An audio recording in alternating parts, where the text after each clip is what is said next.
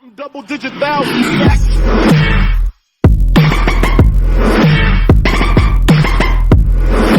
Hello friends, Asha here from Tech Helper channel, and today I will explain you about a new kind of computer malware.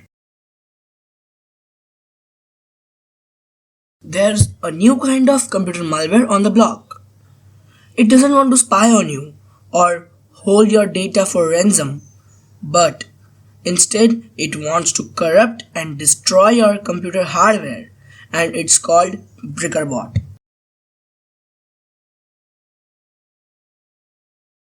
So, what is a Brickerbot? Brickerbot is a type of malicious software that was discovered by a researcher at a cybersecurity company called Radware. Brickerbot is a nasty piece of software because it wants your devices to become unusable. For example, if you have a security camera that is directly linked up to internet connection, then the Brickerbot will try to connect to the internet, and then Brickerbot would try to remotely log into your camera, then try to break it.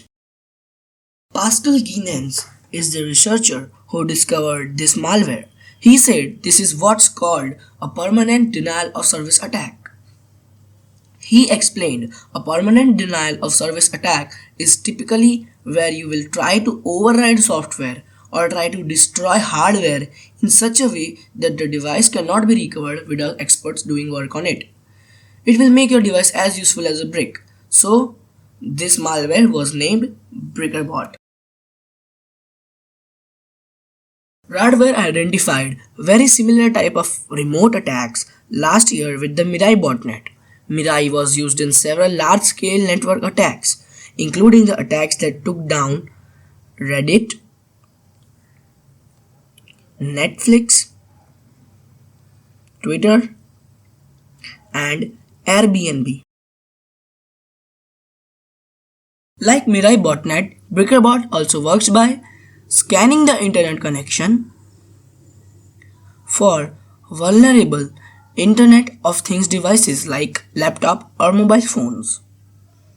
Then, when it finds one of them, it installs the malware into the device and makes the device the part of the Brickerbot.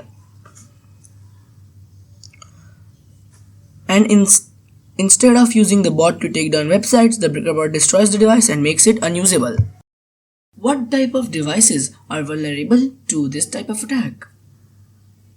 Brickerbot finds the devices and attacks them which are directly connected to internet, means their IP address are publicly available, like a Wi-Fi router or a security camera. Part of the issue with some of these devices is that out of the box, they have a default password, and if nobody changes that password, it's easy for a malware like Mirai or Brickerbot to get in and wreak havoc.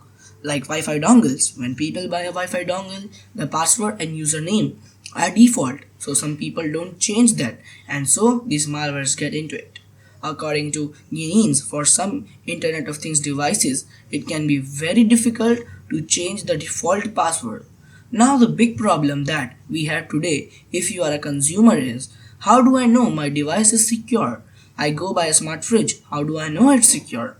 He said, there's no third-party organization that gives out the label for security, so that means that we have to trust the vendors.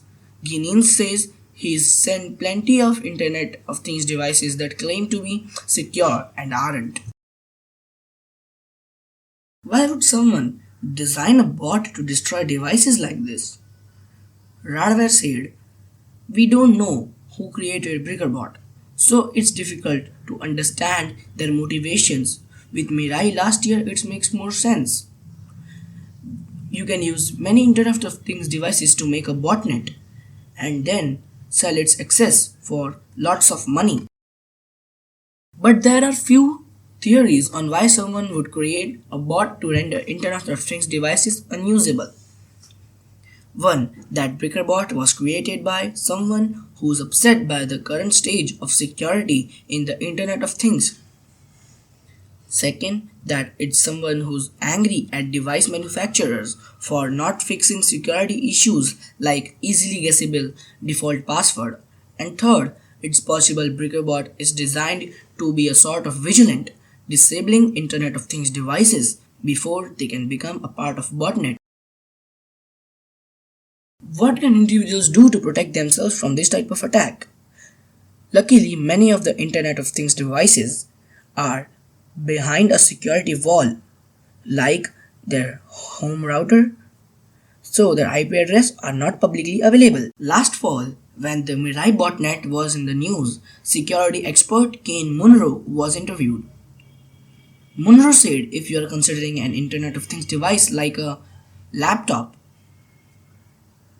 then you should go for a brand name that you recognize and trust, since well-known companies are more likely to issue updates that fix security holes and patch vulnerabilities when they are found. The other option is that simply to avoid so-called smart home devices. Though that's becoming increasingly difficult, if you do have devices hooked up to internet like a router, camera or DVR, I recommend looking up how to change the default password. And you should always check for updates in your antivirus software. Tell me pretty lies, look me in the face. Tell me that you love me, even if it's fake.